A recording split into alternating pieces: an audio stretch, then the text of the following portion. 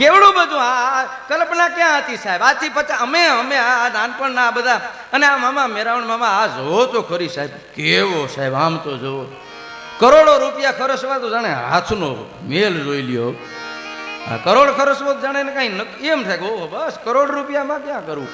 નકા અમે ભણતા ને આ વિદ્યાર્થીઓ ભરતમામાં ભણે છે, અમે નાના હતા ને બેન ભણતા ને ત્યારે ગાંધીનગરથી સડિયું હિવાઈને આવતી, અહીં નહોતું કઈ, ત્યાંથી હિવાઈને આવતી. માસ્તર ઘા કરતો, થાય પહેરી લ્યો, મોટી થાય મને દિયો. અમે પહેરી લ્યો. હવે તો દરજી માપ લે, બોલો ટી શર્ટ ને જીન્સ અને ન્યાન્ય વીલ આવે છે મામા. હા, આપણે 4 યુગનો તો ભીખુદાનભાઈ અનુભવ લઈને બેઠા છે. 4 યુગનો આપણને અનુભવ છે. આપણે સતયુગમાં હતા, આપણે દ્વાપરમાં હતા, આપણે ત્રેતામાં હતા, આપણે કળયુગમાં છીએ. આપણા મોક્ષ થોડા હોય? આપણે મોક્ષના તો માપસો નથી. મોક્ષ તો કોનો થાય? એક ઈચ્છા બાકી ન રહી અને જીવ વયો જાય એનો મોક્ષ થાય. અને આપણે એ રસ્તાના કઈ માણસ નથી. આપણે પાછા આવીએ છીએ, આપણને ખબર નથી હોતી. અનેક વખત આપણે મળ્યા છીએ, આપણી સ્મૃતિ નથી ને સ્મૃતિ નથી ને એનો જ આનંદ છે, એની જ મજા છે. જ્યારે વિષમ પરિસ્થિતિ હતી ભરતમામાં, ત્યારે ભાજપના કોંગ્રેસના એક ત્રીજો નવો નીકળ્યો, બોલો હાવણીનો લઈને આવ્યો. હરેશદાનભાઈ બહુ સારી વાત કરે. મને કે જો માતાજીને દયા થાય ને તો આ કેજરીવાલ મુખ્યમંત્રી થઈ જાય. કોઈને ખબર હતી કે હાવણીનો લઈને સડી જાય? એ ત્રણેય છે એ પ્લેનમાં નીકળ્યા. પરિસ્થિતિ જોવા જગતની, હિન્દુસ્તાનની પરિસ્થિતિ કેવી છે એમાં આમ જોયું ને ભીષણ પરિસ્થિતિ, દુષ્કાળ જેવું વાતાવરણ. એટલે એક જણે 100 રૂપિયા નાખ્યા. કીધું કેમ? કે જેને મળશે ને એ રાજી થઈ જાય. બીજો હતો એને 250 નાખી. એ સત્તા ઉપર નહોતા, તેની પાસે 100 ની જ ન હોય, સત્તાધારી હોય, 250 ની મામા, એની 250 નાખી. પેલો ત્રીજો જે નવો આવ્યો ને એને 10 ની નાખી હતી. હજી તો હમણાં જ આવ્યો એટલે કે એટલું ભેરું ન થયું હોય, એને 10 ની નાખી કે 10 જણા રાજી થાય. પાયલોટ વાત સાંભળતો, એ પેરાશૂટ મારીને ઠેકડો મારી ગયો, કાં કે આખો દેશ રાજી થાય. એ કેવા વાલા છે એમ. ધર્મના દળાઈ જાતવા લાગ્યા અને ગાયું બજારે વેચાય, રસા તળ જાય રજપૂતી, તાણી હોડ માતે મૂતી. સાહેબ ગાયું છે આજે બજારમાં. જો હિન્દુસ્તાનની ભૂમિમાં કૃષ્ણે જે ગાયુંનો પ્રેમ કર્યો છે સાહેબ, ગાય છે સાહેબ. અમારો વ્યવસાય જ ભેહુંનો છે. આ મેરાણ મામા, હા હા, અમે બધાય ભેહું અમે રાખ્યું, પણ ઘી તમે કાઢ્યા લ્યો. માલધારી પાસે ભેહું ગાયું ને મલાઈ બધી આના ભાગમાં જ આવી. બોલો કોઈ દી એને પાવરો ચડાવવાની ઉપાધિ જ હોય નહીં. એક અમારે વકીલ સાહેબ છે, એ ચારણનો કેસ લડતા ગઢવીનો. હવે ગઢવી પાસે પૈસા નંબરે કાંઈ દેવાના, એટલે કીધું કવિરાજે કે ભાઈ પૈસા નથી.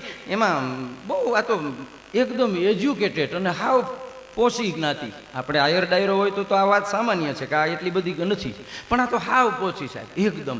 એ બાંધે ને તો હાવણે બાંધે. આપણે ત્યાં એક જ્ઞાતિ એવી છે કે એનું હથિયાર મોટું હાવણો, હું તને સાવરણે મારીશ. એ તો એની ધમકી હોય. અને એ તો આપણે દીમાં 10 ફેરે એકાબીજાને ઈટી લેતા હોય, આપણને યાદ ન હોય હાવણો હું છે એ. આવી જ્ઞાતિ હાવ પોસી જ્ઞાતિ સાહેબ. હા, વાણિયા, ટૂંકમાં વાણિયા, સમજો ને. હા, એ વાણિયા જજ અને એ ભાઈ વકીલ અને ગઢવીનો કેસ લડે. એમાં ગઢવીથી પૈસા ન દેવાય એટલે ઓલા વાણિયાએ કીધું, વકીલ હતો એને, વાણિયાએ કે કવિરાજ પૈસા સાહેબ છે નહીં. એમાં વકીલ જે વાણિયા હતા ને એની ઘરવાળીને કીધું કે કવિરાજ પાસે પૈસા માગીએ પણ એની પાસે છે નહીં. તો એ વાણિયાની ઘરવાળી વકીલની કહે તો એની પાસેથી એક ભેંસ લઈ આવો, મારે કસરત થાય, દોહાસન, મારે જીમમાં ન જવું. અને જે હિમમાં જાય ને એને જીમમાં ન જવું પડે. આપણે ત્યાં હિમ છે, વિશાળતાની વાત થઈ ને.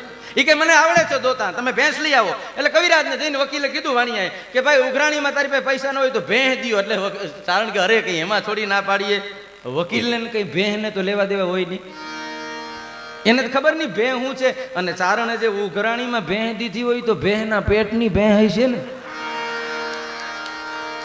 મને તો કઈ એમાં તો હોય નહીં, એટલી કલમ પ્રમાણે આ લેવાય નહીં. ઓલો વાણિયાને કઈ ખબર નહીં વકીલને. એ લઈ આવ્યો ને ઘરવાળીએ દોઈ. પણ વાણિયાને ઘરે ગઈને ભેં એક દી દોઈ, પણ તકલીફ એ હતી કે ભેંનું ઓરિજિનલ પાડું હતું ને એ જ મરી ગયું. એક તો ઓલા ચારણ ત્યાંથી આવી ન્યાય એને બીજું ચડાવેલ, ઓરિજિનલ તો જીવતું નહોતું. વાણિયાને ગયું 3 દી રહ્યા, બીજું ચડાવેલું મરી ગયું. પછી ભેં દોવા ન દે. એમાં એક દી ગોવાળ નીકળ્યો. એટલે ગોવાળને ઓલી વાણિયાની ઘરવાળી, જે વકીલની ઘરવાળી હતી, એને પૂછ્યું કે આ ભેં નથી દોવા દેતી, શું કરવું? એટલે કીધું કે તો પારું ચડાવો, કે પારું જ મરી ગયું. એ કે તો ઓળું બનાવો. કે ઓળું એટલે શું? એ કે આ ખોડમાંથી એક પારું જેવું, પાડડા જેવું બનાવાય ને એની માથે કારો હાડલો નાખી દો અને ભેં પાસે ઊભું રાખો એટલે એ દોવા દે. કારું જોવે એટલે દોવા દે કા? તો હવારના પોરમાં એ વાણિયો જે વકીલ હતો ને એની ઘરવાળી એને કહે કે હા ભીરું કે હા, એ કે આપણા ઘરમાં કારો કોટ તો પડ્યો. ઘડી કાંઈ ઓઢીને ઉભા રહ્યો ને 4 પગે, હમણાં ભેં દોઈ લઈ. અને થયા ભાઈઓ જે કહેવાય તે વાહ કરીને ભેં દોવા દીધું. એની ઘરવાળી કે હારું તમને ફાવે, હા ઘરમાં ઘુમરા મારે બીજો શું કામ લેવો જોઈએ? ભેં બીજે દી દોવા દીધું. ભેં ત્રીજે દી જોઈ ગઈ, કાળો પાડો ધોરા બૂટ અને જે ઠીકે ચડાવ્યો ભાઈ, ઊંધા પડ્યા. વાણિયા વકીલ હતા કે ઓળખી ગઈ, મારી ઓળખી ગઈ. આજ બેને એ ખબર નથી કે મારી બાજુમાં કોણ ઊભું છે, એની બુદ્ધિ કેવડી હશે. અને ગાયના આપણે ત્યાં સંશોધનો થયા છે. એના 500 વાછરડામાં 6 મહિના ગાયને જુદી રાખી દો અને 6 મહિના પછી 500 વાછરડાની વચમાં એ ગાયને મૂકવામાં આવી છે ને, એ ગાયે એના સંતાનને ઓળખી લીધું છે. આટલી બુદ્ધિશાળી આ જગતની એક ગાય એટલે કૃષ્ણ ગાયને સેવી. સાહેબ આ દુનિયામાં એક જ એવું પ્રાણી છે કે જેનું ગૌમૂત્ર છે એ કામ આવે. સાહેબ શરીરમાં વેસ્ટેજ કોઈ આઈટમ હોય તો આ ગૌમૂત્ર છે. એ જો કામ આવતું હોય તો તમે કલ્પના કરો આખી ગાયની કિંમત કેવડી હશે. એ તો બ્રાઝિલ સરકારને તમે વાંચો ગીર ગાયના સેવનનું તો મને તમને ખબર પડે કે આ ભૂમિની ગાયોની વિદેશવાળાએ કેવડી કિંમત કરી છે. ને આપણે તો દોઈને મૂકી દઈએ. એ ધર્મના દ્વારા જાચવા લાગ્યા અને ગાયું બજારે વેચાય, રસાતળ જાય રજપૂતી, તાણી થોડી એમ માથ હોતી. આ બધું ગામડું છે હલકીને જ્યારે ભેરું થયું હોય. બહુ સારા લોકગીતો ભીખુદાનભાઈ સાહેબ.